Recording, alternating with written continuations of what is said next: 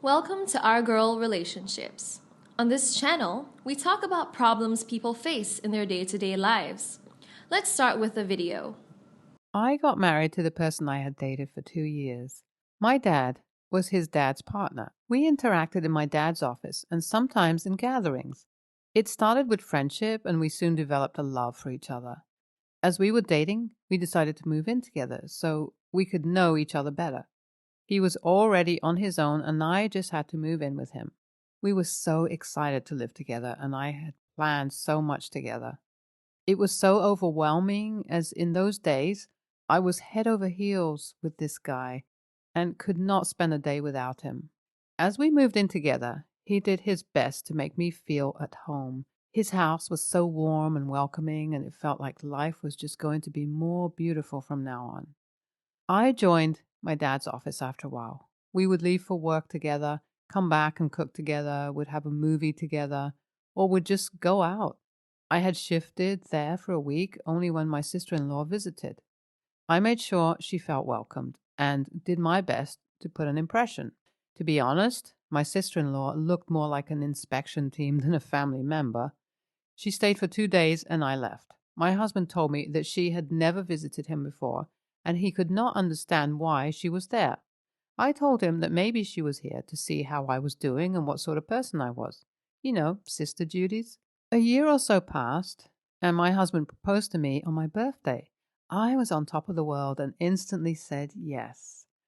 We started preparing for our wedding and were paying attention to every detail because we wanted it to be the best day of our lives. During those days, my husband received a call from his home and his mom wanted to see him. He went there and his mom told him that it was better for him if he had reconsidered his decision. His mom told him that she had come to know that I was not a suitable match, as we both were very different and I was a spoilt brat raised by a proud, rich man. My husband told them that they had misunderstood me and he was absolutely fine with whatever sort of person I was. He also told them that they did not have anything to do with it as it was his life and his choices. We could not understand why his mom felt like that because she had never come over or stayed with us. I thought she had just judged me while interacting with me in the gatherings and was just being a bit possessive of her son. She called again and asked her son if he was sure about me, and this pissed my husband off. Well, we did not talk about this and got married the same month, and the event was wholesome. Everything was just so perfect, and I felt like a queen. A month passed, and my sister-in-law came to stay with us. She was a quiet person, so even if I tried to accompany her or tried to start a conversation, she would end it in a minute or two. I tried to develop a friendly bond, but she seemed disinterested. So I just gave up and minded my own business. I returned from the gym to find out that my dressing table was a total mess. Everything was thrown here and there, and some of my lipsticks were broken. I called my house to ask what had been happening there, to which she replied that my sister-in-law had been there. I asked her how she could allow her to, which she said that my sister-in-law was not listening to her and told her that it was her brother's house. I went to my sister-in-law and asked what was going on and what she had tried to do. She told me that she was just looking for a lipstick shade that would go with her dress, as she was attending a party in the evening. I told her that there was a way for everything and she should have asked me before barging into my room, to which she replied that she could not wait. I told her that she could not enter my room ever again in my absence and left. When my husband came back, she went to him weeping, saying that I had insulted her in front of the house help. I told my husband what she had done and also that if she had to stay here, she would have to learn some manners. My husband agreed with me and told her that she had to behave herself from now on. My sister-in-law had gone back on the same day, of course, and had told her mom all about the scene. My mother-in-law called my husband and told him that he was supposed to care for his sister, but he had insulted her in front of his wife. My husband told his mom about whatever had actually happened, My mother-in-law said that it was no big deal and I was not a queen that anybody could enter my room or borrow my things. My husband told her it was okay to enter the room or borrow something, but she could at least take my permission or had done that in my presence. My mother-in-law was furious. My sister-in-law would visit now and then and would not let us even breathe. She was again here when my husband told her that we were going for our honeymoon and she could go back to her house. She told us that either we were taking her along or we were letting her stay here in our absence. I asked her how could she be so dumb as to who would join her brother on his honeymoon, and secondly, why would I let her stay when I was not there? I told her that I did not trust her and she had to go back. My mother-in-law intervened again and told my husband that I was no one to kick my sister-in-law out of her son's house. My husband told her that it was he who would not allow his sister to stay there in our absence. She said that she would leave in a day or two after we had gone. I made sure I had locked my room because, of course, she was up to something. We told our house help to inform us with every minor detail of what was going on until she had left. Just when we had left, my sister-in-law threw a huge party at our place. She had called her friends, friends of friends, and I guess the whole city, according to my house help. My husband called her and told her that she was not supposed to do that in our absence, and she did not even ask for permission. She told him that he had better enjoy his honeymoon and stop bothering her. My husband knew what he had to do. He called the police and informed them about the situation. In no time, the party was raided, and police made my sister-in-law leave the place immediately. We already had received calls from my mother-in-law, who was furious and told us that it was so disgusting of us to involve the police and that we had disrespected her daughter. As we returned from the honeymoon, we tried to avoid my husband's family because we knew they would be terribly upset and we had no answers to their questions. We both knew that my sister-in-law could not be stopped in any other way. My husband went to his mom and told her about the whole situation. He told her that he never wanted to do that, but her daughter had pushed him to take such a step. I asked her how he could bear so many unknown people on his private property, that too without his permission. He told her that it was the reason he was not ready to let her stay when we were away on our honeymoon. My mother-in-law somehow understood, but was still upset because her darling daughter was hurt. My husband also tried to talk to her, and she said that she had been insulted in front of her guests, and this was the least she had expected from her brother. My husband told her that she was put in this situation by herself. So much drama, but my sister-in-law was again here to stay with us, and God knows with what mission this time. I, of course, could not stay at home all the time keeping an eye on her, as I was a working woman and had my routine. I used to lock my room, but she had created a scene saying that according to me, she was a thief. So I had to put locks everywhere. I told her that I would not lock anything, but if I ever found that she had sneaked into my space, I would not spare her. Even if she does not do anything, why could she just not go back to her house and let us live in peace? My sister-in-law was just unstoppable, and I had to teach her a lesson. I returned from work and found out that my jewelry boxes had been misplaced. I knew someone had inspected them and who that someone was. I was so furious but did not say anything. We were dining when I saw my sister-in-law wearing the earrings that my husband had gifted me. I asked her if she asked me before taking them, to which she replied that she would give them back. I told her that it was not the answer to my question. I knew I had to stop her, so I had an idea. I bought some stuff the next day when I was returning from the office. I was all set to teach her in her style. I took the red food color in a dropper and put a few drops here and there. I knew she would notice because she was a one-man inspection team. The next day, I placed a piece of chicken in the wash basin of her bathroom with a few drops of red food color. To be honest, I could hear her shrieks. She was terribly scared at the breakfast table, but there was something more on its way to her. I had placed a dagger and gloves in my closet with food color dripping from them. I came back from the office and found she was nowhere. My house help told me that she had left with her stuff. I ran to my room to check if my plan had worked, and to my surprise, my closet was wide open as she dared not come closer after she had opened it. I laughed so hard. NTA, I guess this was the best way to get rid of her, as she was not ready to leave you guys alone. You tried to handle her, but she was too unruly to back off. The way your husband called the police and got her party raided was already enough for a wise person to learn, but that empty-headed miss was not ready to understand and give space to you two while staying in your house. NTA loved the way you made her run for her life.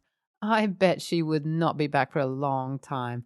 I wonder what she had understood from the signs. Perhaps you were a serial killer or a witch, because the baby girl was scared as hell.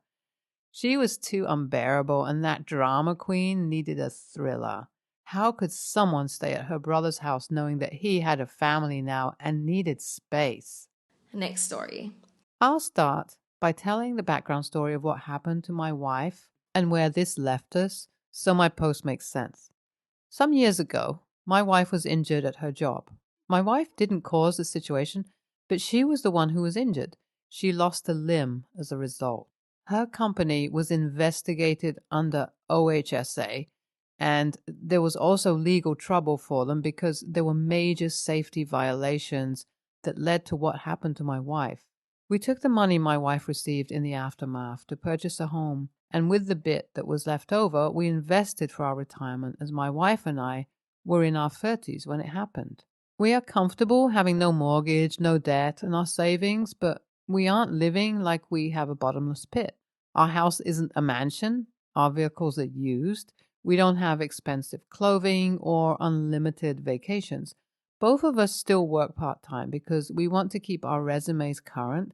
We don't want to rely solely on the money from what happened to my wife because that is our nest egg, and frankly, we both need something to do besides be at home. What happened to my wife was traumatic beyond any words I have. I love my wife exactly how she is, but both of us agree that we would trade our house and nest egg for our old shoebox studio apartment and the debt we had before, if it meant that my wife could go back to how she was before the injury. The money we got was not from something happy. Also, we have never bragged or flaunted our money at anyone. Everyone knows why my wife got that money. There was no way to hide her injury, hospital stay, and rehabilitation, but we don't talk about it to anyone, even though what happened is public. My wife's brother got engaged, and we had the two of them over for dinner and drinks. His fiancée had the gall to tell my wife and me how lucky she was to have the accident because it got her money to be able to afford a house in an expensive market. She further told her he would gladly chop off her own limb, the same limb my wife was missing, to have a free house and to not have to go to work every day. I told her to leave my house because her comment was so out of line to me. My brother-in-law got mad at me for sticking my nose in a family argument, and later I got an angry call from my in-laws because he told them I threw them out.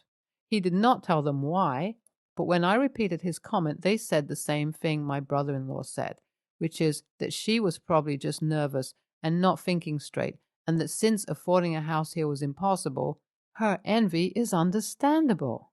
My brother-in-law wants me to apologize. The only one of my in-laws who isn't mad at me is my wife's oldest brother. So, was I TA for getting involved in my wife's familial dispute? Normally, I would never, but in the heat of the moment, I saw red. NTA, the dispute did involve you. We see so many posts on here where the verdict goes the other way because a partner didn't step up to defend the other. You love your wife, and you're both very realistic about what transpired. What the fiancé said was tacky, disrespectful, and lightly cruel. Next story. A little background. I 28, male, live in a big city, and yard space for entertaining is a luxury. I inherited 10 acres of land from my grandfather, which he bought in the 1970s. It's a dream location for an Easter egg hunt, and 90% of the family events are held on my property. There are 2 houses on the property. My house that I had built 2 years ago, and my grandfather's house, which has remained untouched since he died. I'm an atheist, and you will not catch me in the church, but I have no problem celebrating religious holidays like Easter if there is food involved. My dad and his wife are more active in church than most of the family. My family was getting together for Easter, and my dad asked me as a favor to let his wife invite her church friends for an egg hunt after lunch. I reluctantly agreed. This pious kid, who I thought at the time was 12 to 13 from his size, but I found out later he is 9, asked me why I never go to church.